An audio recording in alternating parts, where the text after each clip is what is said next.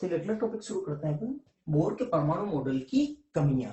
तो बोर के परमाणु मॉडल में भी देखिए क्या क्या कमियां रही हैं, और उसके बाद में तो जो भी कोई मॉडल आया है आपके सिलेबस में तो है नहीं, और नहीं कुछ आगे का एनालिसिस है इसमें। ठीक है, तो नील्स बोर के जो परमाणु मॉडल की कमियां हैं, क्या क्या कमियां हैं सुनना। पहली कमी तो कि ये परमाणु मॉडल सिर्फ और सिर्फ हाइड्रोजन परमाणु के लिए लागू है, या फिर हाइड्रोजन सम परमाणु। हाइड्रोजन सम परमाणु का मतलब ये हो गया कोई ऐसे परमाणु या कोई ऐसे आयन जिनके पास में सिर्फ एक इलेक्ट्रॉन हो। ठीक है, हाइड्रोजन दिखेगा, हाइड्रोजन की बात कहें तो 1H1, तो हाइड्रोजन के नाभिक के अंदर एक ही प्रोटॉन है, 0 न्यूट्रॉन और एक ही इलेक्ट्रॉन है। ठीक है ना, तो एक प्रोटॉन 0 न्यूट्रॉन और केवल एक ही इलेक्ट्रॉन है। अब हीलियम की बात कर लें तो 2He4, तो इसमें दो प्रोटॉन के साथ में दो इलेक्ट्रॉन भी है, दो न्यूट्रॉन है, 4 - 2 2 न्यूट्रॉन। ठीक है, तो दो प्रोटॉन दो न्यूट्रॉन और ये दो इलेक्ट्रॉन चक्कर काट रहे होंगे, इसके लिए परमाणु मॉडल लागू नहीं है। हाँ, अगर इसमें से एक इलेक्ट्रॉन निकाल दें, अगर इसमें से एक इलेक्ट्रॉन निकाल दें तो क्या बचेगा, ये हीलियम प्लस। ठीक है, तो इसके लिए बोर का मॉडल लागू हो जाएगा। क्लियर यहाँ तक? अब बात को सुनो, देखो। ठीक है, तो ये हो गया हाइड्रोजन सम परमाणु। इसी तरह से लिथियम देखो, तो लिथियम के लिए लागू नहीं है, लेकिन लिथियम में से दो परमाणु निकाल दो तो उसके लिए लागू है। तो हाइड्रोजन के लिए हीलियम प्लस के लिए लागू है, लिथियम 2 प्लस के लिए लागू है। ठीक है ना, इसी तरह से सोडियम के अंदर कितने इलेक्ट्रॉन है, 11। 10 इलेक्ट्रॉन पहले निकालो तो 10 प्लस, जब 10 प्लस हो जाएगा तो ये हाइड्रोजन सम परमाणु हो गया या आयन हो गया। तो पहली चीज कि बोर का जो परमाणु मॉडल है वो केवल हाइड्रोजन परमाणु या हाइड्रोजन सम परमाणु या ऐसे परमाणु या आयन जिनके पास सिर्फ एक इलेक्ट्रॉन है उसी के लिए ही लागू है। पहली कमी तो ये रही। इसका मतलब अभी तक भी देखिए हीलियम के बारे में जानकारी नहीं, लिथियम के बारे में पूरा विश्लेषण है ही नहीं, परमाणु के बारे में। तो परमाणु को जितना आसानी से आप बिल्कुल बेसिक लेवल पे समझोगे तो बेटर है, और ज्यादा गहराई में डिटेल में जाओगे और ज्यादा कॉम्प्लेक्सिटी आती रहेगी आपकी। ठीक है, पहली कमी थी हो गई। अब देखिएगा दूसरी कमी। दूसरी कमी के अंदर ये रहा कि बोर के परमाणु मॉडल में ये माना गया है कि इलेक्ट्रॉन केवल नाभिक के चारों ओर चक्कर काट रहा है। ठीक है, केवल इलेक्ट्रॉन ही घूम रहा है, नाभिक अपनी जगह पर स्थिर है। नाभिक स्थिर है, केवल इलेक्ट्रॉन ही चक्कर काटते हैं, जबकि ऐसा जरूरी नहीं है। अगर मान लीजिएगा पूरा पदार्थ यदि मूविंग स्टेट में हो, गतिशील अवस्था में हो, तो इलेक्ट्रॉन नाभिक सभी गतिमान अवस्था में होंगे। ठीक है, तो फिर हम ऐसा नहीं कह सकते कि भाई केवल नाभिक ही स्थिर हो। तो उन्होंने अपने मॉडल में नाभिक को स्थिर माना, जबकि ऐसा जरूरी नहीं है। इलेक्ट्रॉन के साथ नाभिक भी घूम सकता है। तीसरी कमी देखो, जैसा रदरफोर्ड के लिए कमी थी वो कि वो इनके लिए भी कमी मानी गई है, कि रदरफोर्ड के लिए जो कमी रही थी वो ये रही थी, एक कमी कि भाई जो इलेक्ट्रॉन नाभिक के चारों ओर वर्ताकार कक्षा में चक्कर काट रहे हैं, ठीक है, तो हमेशा उसकी गति त्वरित गति होगी। त्वरित गति का मतलब हमेशा उस पर बल लगता रहेगा। ठीक है, और नाभिक का अभिकेंद्री बल तो लग ही रहा होगा। ठीक है, ठीक है। अच्छा, कोई भी कण यदि त्वरित गति कर रहा है तो विद्युत चुंबकीय तरंगे मतलब इलेक्ट्रोमैग्नेटिक वेव्स उत्सर्जित करता रहेगा। ऐसे केस में इलेक्ट्रॉन की ऊर्जा में धीरे धीरे कमी आने लगेगी, जिसके कारण अंततः वो नाभिक के अंदर समाहित हो जाएगा, उसकी गति कम होने लगेगी और स्पाइरल पथ पर गति करता हुआ अंततः वो नाभिक में समाहित हो जाएगा। तो यही बात बोर को भी पूछी है, भाई आपने भी तो वही चीज बोली है जो रदरफोर्ड ने बोली है ना, इलेक्ट्रॉन। ठीक है, तो इन्होंने इस प्रश्न का आंसर नहीं दिया। देखो बात को समझो, उन्होंने क्या कहा कि भाई इलेक्ट्रॉन चक्कर काट रहा है तो ऊर्जा उत्सर्जित करेगा विद्युत चुंबकीय की तरह, तो ऊर्जा में लगातार निरंतर कमी आते हुए अंततः वो नाभिक के अंदर गिर जाएगा, तो फिर परमाणु का भी अस्तित्व नहीं रह पाएगा। ठीक है, तो इन्होंने इसका आंसर नहीं दिया। इन्होंने क्या बोला कि देखो क्या बोला इन्होंने, इस तरह से समझो कि प्रश्न ही कट गया, क्वेश्चन का आंसर नहीं मिला, बाकी प्रश्न ही कट गया। ऐसे क्योंकि उन्होंने क्या बोला कि मेरी तीसरी परिकल्पना क्या होती है कि इलेक्ट्रॉन अपनी निश्चित कक्षा में चक्कर काटता है जिनमें कि न तो वह ऊर्जा का उत्सर्जन करेगा न ही अवशोषण करेगा। परिकल्पना है, ठीक है। तो जैसे इनको पूछा गया तो उन्होंने कहा भाई मेरी तीसरी परिकल्पना देख लो। कहा कि हाँ, लेकिन तीसरी परिकल्पना में तो यह है कि भाई न तो उत्सर्जन करेगा न अवशोषण करेगा। हाँ, जब उत्सर्जन या अवशोषण कुछ भी नहीं करेगा तो ऊर्जा कमी होगी नहीं, इसलिए चलता रहेगा। लेकिन कहा ऐसा क्यों? क्यों मत पूछो, परिकल्पना है। परिकल्पना मतलब यही हुआ जिसके पीछे कोई गणितीय सत्यापन नहीं है, ठीक है, लेकिन ये कमी नहीं रहेगी, ठीक है। तो बड़ी परिकल्पना हो लेकिन ये कमी ही मानी जाएगी कि भाई ऐसा क्यों नहीं है, ठीक है। चौथी कमी देखो, हालांकि रदरफोर्ड, अच्छा रदरफोर्ड की जो दूसरी कमी थी कि वो हाइड्रोजन स्पेक्ट्रम को समझाने में असमर्थ रहे रदरफोर्ड, ठीक है। हाँ, हाइड्रोजन स्पेक्ट्रम को समझाने में सफल रहे नील्स बोर। मतलब हाइड्रोजन स्पेक्ट्रम का मतलब ये हो गया कि यदि इलेक्ट्रॉन उच्चतम कक्षा से निम्नतम कक्षा में संक्रमण करे तो कौन सी तरंगदैर्ध्य का प्रकाश उत्सर्जित होगा, उसकी तरंगदैर्ध्य का मान क्या होगा, ये सब चीजें कैलकुलेट कर ली थी। लेकिन नील्स बोर के लिए भी हाइड्रोजन स्पेक्ट्रम को समझा दिया, ये बता दिया कि इलेक्ट्रॉन इस कक्षा से इस कक्षा में आएगा तो कौन सी रंग का प्रकाश उत्सर्जित होगा, मतलब तरंगदैर्ध्य बता दी लेना। लेकिन ये नहीं बता पाए कि इनकी तीव्रताएं अलग अलग क्यों है।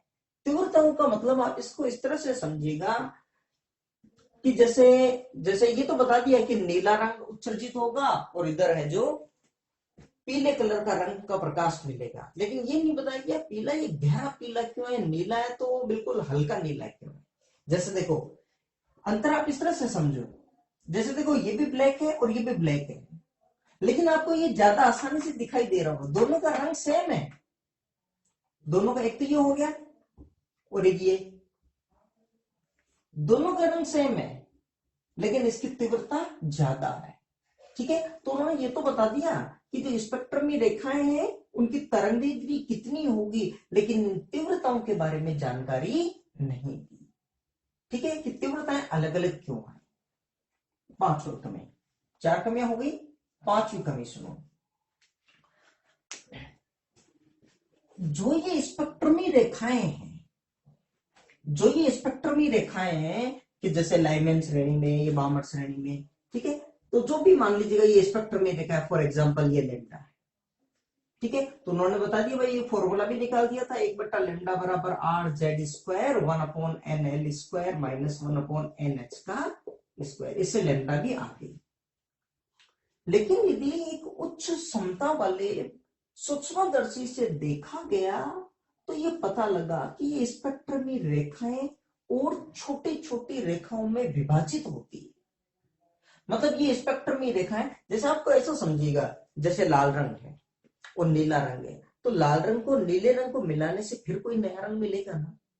तो इसी तरह से इनकी जो तरंगदैर्ध्य थी, जो रंग था इनका, ठीक है, इस तरह से समझो ये, और उच्च क्षमता वाले माइक्रोस्कोप से देखने से लगा कि यार और भी कई इसमें रंग मिक्स है, और भी कई सूक्ष्म स्पेक्ट्रमी रेखाओं में विभाजित है, इनके बारे में भी जानकारी बोर्ड ने नहीं दी, ठीक है, कि और ये रेखाएं स्पेक्ट्रमी रेखाएं और सूक्ष्म रेखाओं में विभाजित है तो क्यों है, और इसके बारे में कुछ भी नहीं बताया। 6 पॉइंट, छठी कमी, अगर मान लीजिएगा जो एक्सपेरिमेंट ये है कि मतलब इलेक्ट्रॉन यदि उच्चतम कक्षा से निम्नतम कक्षा में आता है तो प्रकाश उत्सर्जित होगा और तरंगदैर्ध्य मिलेगी, किसी न किसी तरंगदैर्ध्य का प्रकाश उत्सर्जित होगा और ये स्पेक्ट्रमी रेखाएं मिलेगी, मतलब स्पेक्ट्रम मिलेगा, ठीक है। लेकिन यदि स्पेक्ट्रम विद्युत क्षेत्र की उपस्थिति में करें, विद्युत क्षेत्र की उपस्थिति में, मतलब एक तरह से यहाँ पे बड़ी बड़ी प्लेटें लगा दें, एक तरह से पॉजिटिव पॉजिटिव और नेगेटिव नेगेटिव, इस तरह से समझो अभी तो, ठीक है। तो ये देखा गया ये स्पेक्ट्रमी रेखाएं विद्युत क्षेत्र की उपस्थिति में और सूक्ष्म रेखाओं में विभाजित हो जाती है, ठीक है। इस घटना को स्टार प्रभाव कहते हैं, इस घटना को स्टार प्रभाव कहते हैं। इसके बारे में भी बोर्ड ने कुछ भी नहीं बताया। इसी तरह से कि यही वापस विद्युत स्पेक्ट्रम।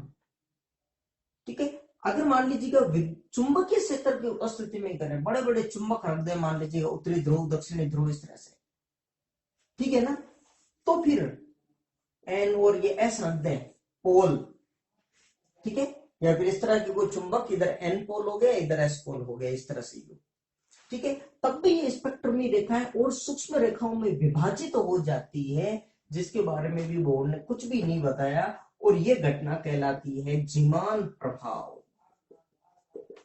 ठीक है ना, विद्युत क्षेत्र की उपस्थिति में स्पेक्ट्रमी रेखाओं का विभाजन हो जाना, विभाजित हो जाना और सूक्ष्म रेखाओं में डिवाइड हो जाना, स्टार प्रभाव। यही घटना अगर चुंबकीय क्षेत्र की उपस्थिति में हो तो जीमान प्रभाव। इन दोनों के बारे में भी कुछ भी नहीं बताया। ठीक है, तो आप इसको ऐसा करो, फटाफट आप हेडिंग डाल दीजिएगा, बोर की कमियां, ठीक है, बोर के परमाणु मॉडल की कमियां, और लिखिएगा नंबर 1, नंबर 1 के अंदर लिखिएगा ये परमाणु मॉडल केवल हाइड्रोजन परमाणु अथवा हाइड्रोजन सम परमाणुओं, और ब्रैकेट के अंदर लिख लीजिएगा परमाणु अथवा आयन जिनके पास केवल एक इलेक्ट्रॉन हो, ब्रैकेट बंद कर दो, के लिए ही लागू है। और एग्जांपल ये लिख लो, hydrogen helium plus, lithium 2 plus, sodium 10 plus, ये लिख लीजिएगा। ठीक, दूसरा लिखो, दूसरी कमी लिखिएगा, इस परमाणु मॉडल में केवल इलेक्ट्रॉन को ही गतिशील माना गया है, जबकि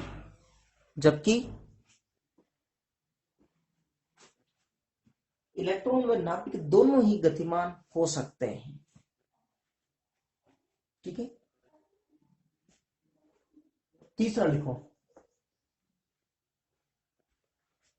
तीसरी लिखिएगा,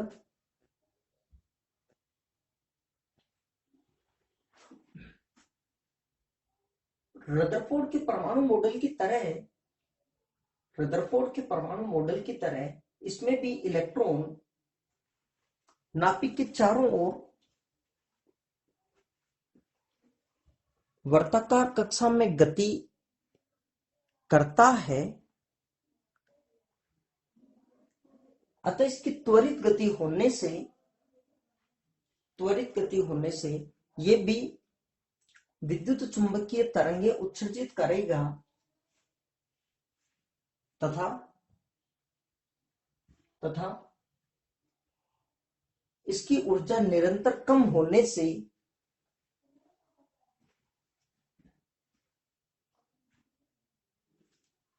सर्पिलाकार पथ पर गति करता हुआ ये भी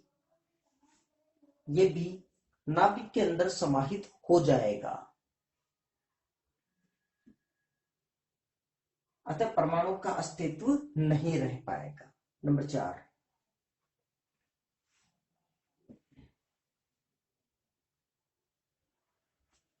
हालांकि बोर हाइड्रोजन स्पेक्ट्रम को समझाने में सफल रहे, किंतु इन स्पेक्ट्रमी रेखाओं की तीव्रताएं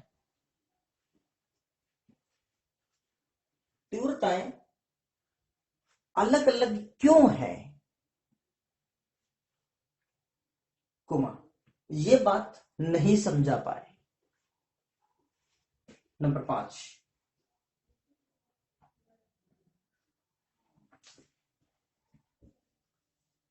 ये स्पेक्ट्रमी रेखाएं का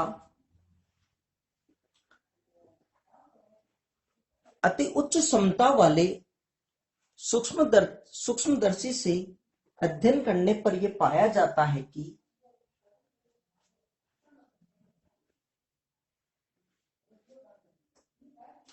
ये और सूक्ष्म रेखाओं में विभाजित होती है, जिनके बारे में नील्स बोर ने कुछ भी नहीं बताया। नंबर 6,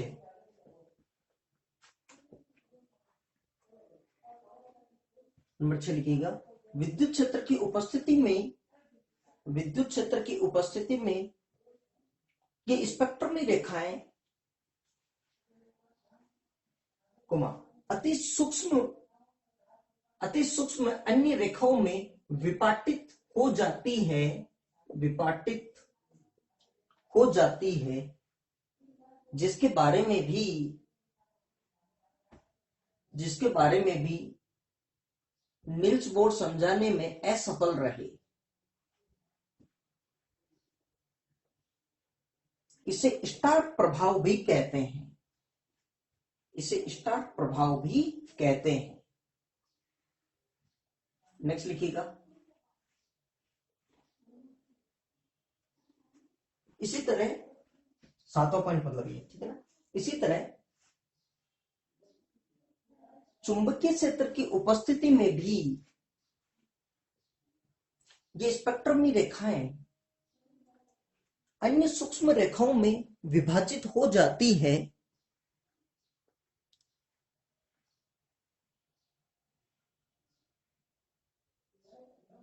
जिसे समझाने में भी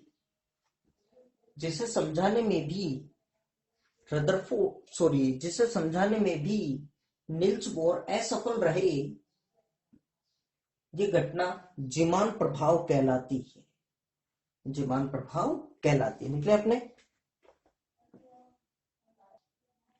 तो देखिए अभी एक लास्ट टॉपिक इसके अंदर ये रहा है कि नील्स बोर की जो सेकेंड हाइपोथेसिस थी, द्वितीय परिकल्पना थी, क्या थी द्वितीय परिकल्पना? वैसे mvr बराबर nh/2π।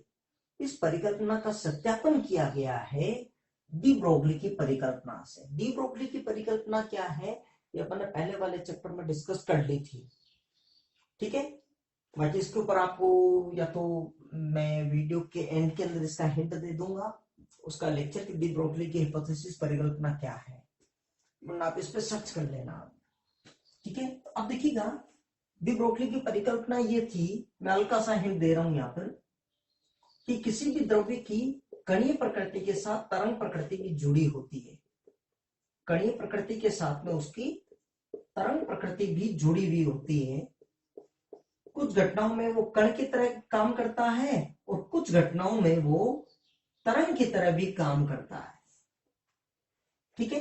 तो कणीय प्रकृति के साथ तरंग प्रकृति जुड़ी होती है। अगर कण है तो उसका अगर संवेग है p, और अगर तरंग है, तरंग की तरंगदैर्ध्य अगर लैम्डा, तो लैम्डा का फॉर्मूला होता है h/p। इसके बीच में एक रिलेशन दिया था, जब p एक रेखीय संवेग हो गया जिसका मान हो गया m/v, ठीक है ना। ये तो हो गई इसकी डी ब्रोगली की परिकल्पना, ठीक है। अब बात को सुनना। अगर मान लीजिएगा कि इलेक्ट्रॉन, फॉर एग्जांपल ये हो गया नाभिक, और नाभिक के चारों ओर वर्ताकार कक्षा में ये इलेक्ट्रॉन चक्कर काट रहा होगा, ठीक है। अब अगर मान लीजिए अगर अच्छा इस कक्षा की त्रिज्या है, मान लीजिएगा इस कक्षा की त्रिज्या हो गई आपके लिए r, इस कक्षा की त्रिज्या क्या हो गई? r हो गई, ठीक है ना। ठीक, अब यदि कण की तरह काम करें, चलिएगा तो एक कण अब एक तरंग की तरह काम करे तो ये तरंग भी बन रही है, ठीक है। अब इस तरंग की जो तरंगदैर्ध्य है, मान लीजिए देखो एक तरंग की तरह भी इस तरह से भी काम कर रहा है ये। अब इस तरह से देखो ये हो गया, इस तरह से तरंग की भी बन रही है, ठीक है ना। अब एक मिनट इसको मैं थोड़ा सा इसको वापस फिक्स करता हूं, देखिएगा ये हो गया, ये तरंग भी बन रही है, ठीक है ना। अब देखो बात को सुनना। अब यदि कण की तरह काम कर रहा है और एक तरंग की तरह भी काम कर रहा है, और एक तरंग इसकी तरंगदैर्ध्य हो गई यहां से यहां तक लैम्डा, ये हो सकती है यहां से यहां तक, देख लो बोली ये होगी लैम्डा, ठीक है ना। अब बात को सुनना। अगर कण की तरह काम करे, ठीक है, अगर कण चल रहा है तो ये जब ये एक चक्कर पूरा तय करेगा तो कितनी दूरी तय हो जाएगी? मतलब इसकी परिधि 2πr, ठीक है। तो कण द्वारा मतलब इलेक्ट्रॉन द्वारा चली गई दूरी मतलब क्या हो गया 2 पाई आर। अब अगर डी ब्रोगली के हिसाब से कण के साथ तरंग जुड़ी हुई, मतलब कणीय प्रकृति के साथ तरंग प्रकृति भी जुड़ी है, तो अगर जो दूरी तय हो रही है जो कि 2 पाई आर, अगर ये तरंग भी बन रही है, ठीक है, तो अब एक तरंग दैर्ध्य है लैम्डा। अब मान लीजिएगा इस पूरी दूरी के अंदर मान लीजिएगा 5 तरंगे काम में आ रही है, 6 तरंगे काम में आ रही है, 8 तरंगे, 10 तरंगे, 15 तरंगे, 20 तरंगे, ठीक है। तो ये दूरी हो सकती है 20 लैम्डा, 15 लैम्डा, 10 लैम्डा, 40 लैम्डा। देखिए अगर लैम्डा का मान ज्यादा हुआ तो तरंगे कम काम में आएगी, और अगर मान लीजिएगा लैम्डा का मान कम हुआ तो तरंगे ज्यादा काम में आएगी। लेकिन अगर कणीय प्रकृति के साथ तरंग प्रकृति जुड़ी है तो कण के साथ तरंग भी है, तो कोई ना कोई एक तरंग दैर्ध्य तो होगी, ठीक है। तो ये दूरी जो है 1 लैम्डा हो सकती है, तरंग दैर्ध्य ज्यादा हुई तो 2 लैम्डा हो सकती है, 3 लैम्डा हो सकती है, या जनरल बात कर ले तो n लैम्डा, जब n का मान 0, 1, 2, 3 इस तरह से, ठीक है। तो बराबर क्या होना चाहिए, ये तरंग दैर्ध्य मतलब लैम्डा का पूर्ण गुणज हो गया ये, तो बराबर क्या हो जानी चाहिए, लैम्डा का पूर्ण गुणज। पूर्ण गुणज मतलब ये क्या हो जानी चाहिए 2 पाई आर बराबर n लैम्डा।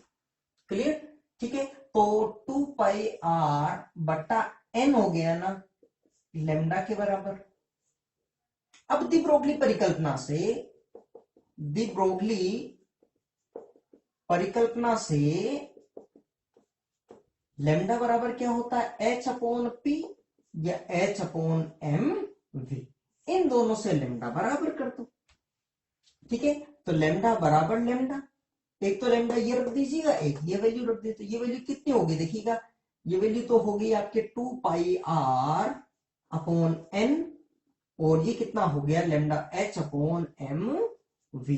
तो क्रॉस मल्टीप्लाई करो देखो क्या हो गया, तो जैसे क्रॉस मल्टीप्लाई करेंगे तो 2 पाई एम वी आर बराबर एन एच। इसका मतलब एम वी आर का मान क्या हो गया एन एच अपॉन 2 पाई, जो कि द्वितीय परिकल्पना है, ठीक है ना।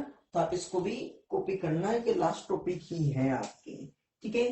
तो आप इसके अंदर लिख लीजिएगा, नील्स हेडिंग डाल लीजिएगा और लिखिएगा कि दी ब्रोगली के अनुसार प्रत्येक द्रव्य की कणीय प्रकृति के साथ उसकी तरंग प्रकृति भी जुड़ी होती है, अतः, और उसके बाद में ये सारा कॉपी कर लीजिएगा, ये लिखने की जरूरत नहीं है,